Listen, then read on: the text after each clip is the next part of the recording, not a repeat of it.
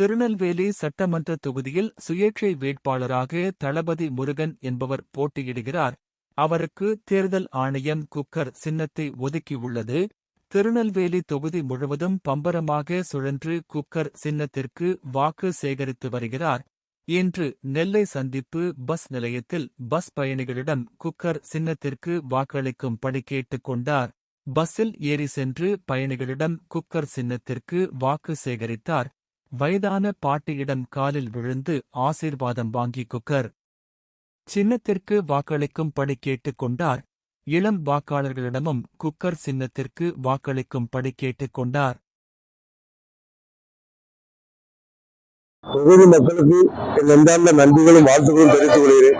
நான் திருநெல்வேலி தொகுதியில் சுயேட்சை வேட்பாளராக நிற்கிறேன். எனக்கு இந்த தேர்தல் ஆணையம் குக்கர் சின்னத்தை தந்திருக்காங்க. இந்த குக்கர் சின்னத்துக்கு மக்கள் மத்தியில் மிக வரவேற்பு மிக பிரமாண்டமா இருக்கு. நாம் நிச்சயம் 25,000 ஓட்டு முன்னணியிலும் வெற்றி பெறுவேன்.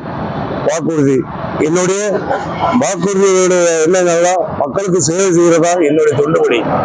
கண்டிப்பா நிச்சயம் மக்களுக்கு கூப்பிட்ட குரலுக்கு ஓடுவது வருவேன்.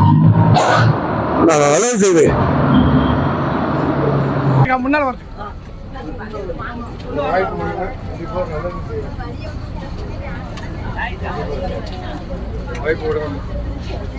நிறைய எம்எல்ஏ தேர்ந்தெடுப்பீங்க.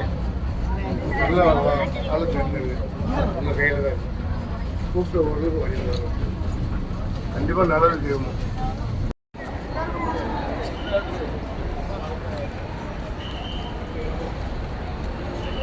கடையில் போய்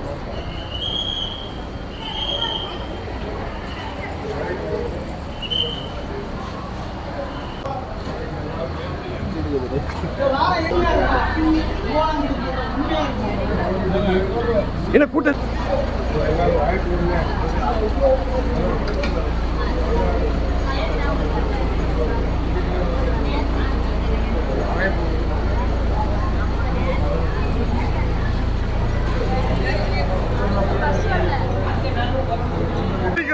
இந்த பாரு நீங்க கையோடு கையோடு